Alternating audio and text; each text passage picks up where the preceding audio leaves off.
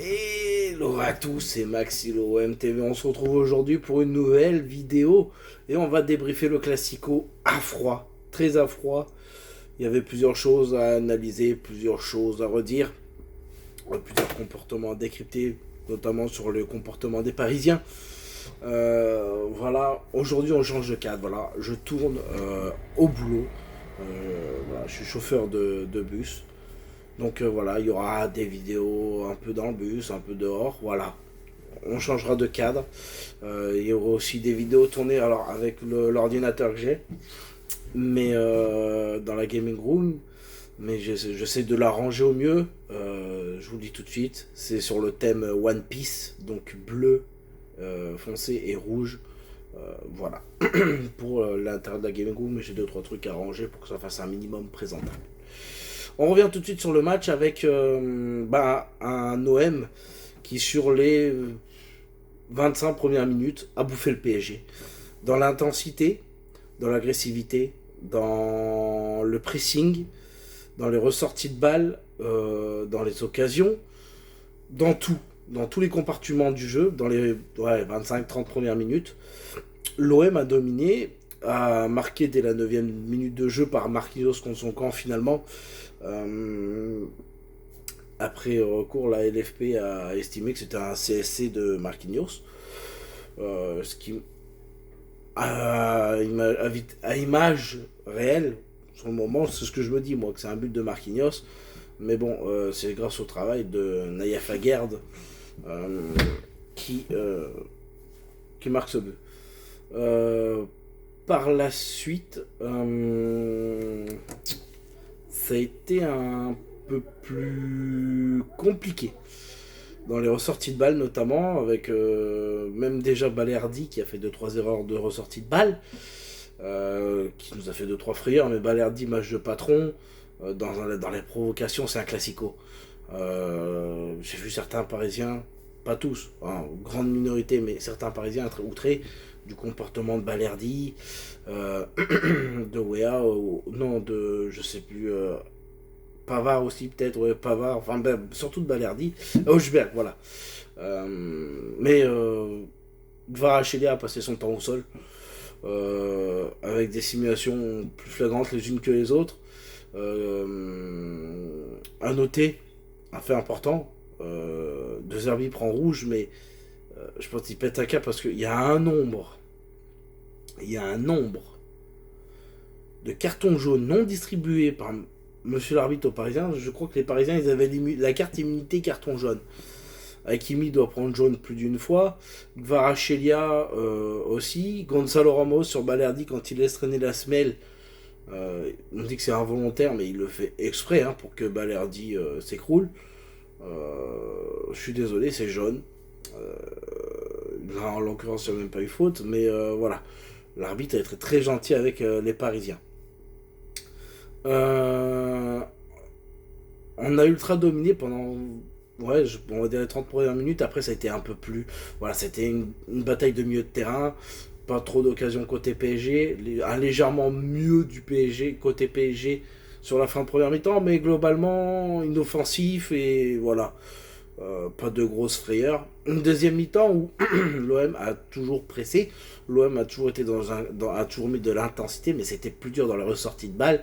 Et on a perdu beaucoup plus de ballons et bien plus bas sur le terrain. On a perdu des ballons bien plus bas, ce qui fait que le PSG a eu une véritable occasion par Hakimi là sur l'arrêt magnifique de Geronimo Rulli, qu'on reviendra par ailleurs dessus, mais Geronimo Rulli, il a été énorme, il a été monstrueux, et là il te sort une parade réflexe où il se met à terre, le ballon tu vois arriver tout doucement vers le poteau, voilà, c'est la seule grosse occasion avec le tir de Vitinha de loin là, voilà, deux occasions où on a eu peur. Nous, on a eu plus d'occasions en première mi-temps avec des arrêts de chevalier, des retours de défenseurs. La barre est aussi touchée par Gouiri ou Emerson, je sais plus lequel des deux. Mais nous, on a eu bien plus d'occasions, on a été bien plus dangereux que le PSG. La victoire est méritée de A à Z, de toute façon. Le PSG n'a pas su se montrer dangereux. Dans l'impact défensif, nos défenseurs ont bouffé les Parisiens. Et les Parisiens, là, nous sortent l'argument, ouais, on a des absents et tout, nani, nana, Doué. Je pense qu'on a mis tellement d'intensité que même s'il y avait Doué, Dembélé, ou je sais pas qui, ou même Messi, si tu veux, tu le rajoutes Messi, hein, et ben on aurait gagné ce match. Parce on avait plus d'intensité que quoi qu'il arrive. Euh, Nuno Mendes, il s'est soi-disant mis Yamal dans la poche hier. Il a fini dans la pocket à Timothy Weah. Et de l'autre côté, Hakimi, il a fini dans la pocket à Emerson. Parce qu'Emerson, il a été monstrueux. Défensivement, il a été monstrueux. Il a fait un nombre de récupérations de ballons impressionnant. Des retours défensifs. Waouh. Emerson, très très bonne recrue. On a une charnière centrale, Pavard-Aguerd, il faut pas la bouger. C'est excellent. Et on a Timothy Weah en piston, parce qu'il revenait très très bas. Donc piston, pour le coup. Même si je pense que c'est à l'avenir, dans les petites équipes, il sera plus milieu droit. Il redescendra pas aussi bas, mais pour le match contre le PSG, il était piston. Et voilà, les deux se sont mis dans la pocket, les joueurs du PSG. Les joueurs du PSG, Hakimi et Nuno ont été dans la pocket de nos deux joueurs. Voilà, un Gouiri qui n'a pas marqué, mais qui est redescendu bas à chercher des ballons pour passer à Greenwood. Greenwood qui a fait des efforts défensifs exceptionnels. Greenwood qui a été combatif. Un match bien. Greenwood passeur D. Et de plus, il a fait les efforts. Il a fait des courses. C'est ce qu'on lui demande. Greenwood, il n'y a rien à redire sur son match. Il est sorti à la fin, il était crevé. Højbjerg, on a retrouvé un Højbjerg taille pas trop au milieu de terrain. O'Reilly, un peu plus timide, un petit peu plus mitigé. Voilà. Après je vais pas tomber sur O'Reilly, il a été bon aussi. Mais voilà, j'attends encore un peu plus. Après, il vient d'arriver. Voilà, calmos, hein, il vient d'arriver. Mais je pense qu'O'Reilly, Højbjerg en box-to-box, ça peut être super intéressant. Aubameyang qui a fait une entrée, qui a raté un ou deux face à face, au moins un, que je pense qu'il doit mieux gérer, mais ça va arriver. J'ai confiance en Aubameyang, mais j'aurais aimé qu'on aille chercher Lucas Stassin, parce que Stassin hier, lui, c'est but. Qu'est-ce qu'il y a d'autre à dire? C'est tout sur le match, on a dominé. Les Parisiens sortent l'excuse du ballon d'or, mais le vrai football, c'est sur le terrain. C'est pas les strass et les paillettes des beaux bourgeois. Voilà. C'est ce que je voulais dire. C'est le mot important. Le vrai football, c'est sur le terrain. Et pas les strass et paillettes des bobos bourgeois. Alors, ouais, félicitations à Dembélé qui a eu un ballon d'or. Mais ne pas oublier que Dembélé en décembre, c'est même pas dans le top 20 ballon d'or, tellement il tue des gens dans les tribunes avec ses frappes qu'il envoie je ne sais où. Voilà. C'est la fin de ce débrief.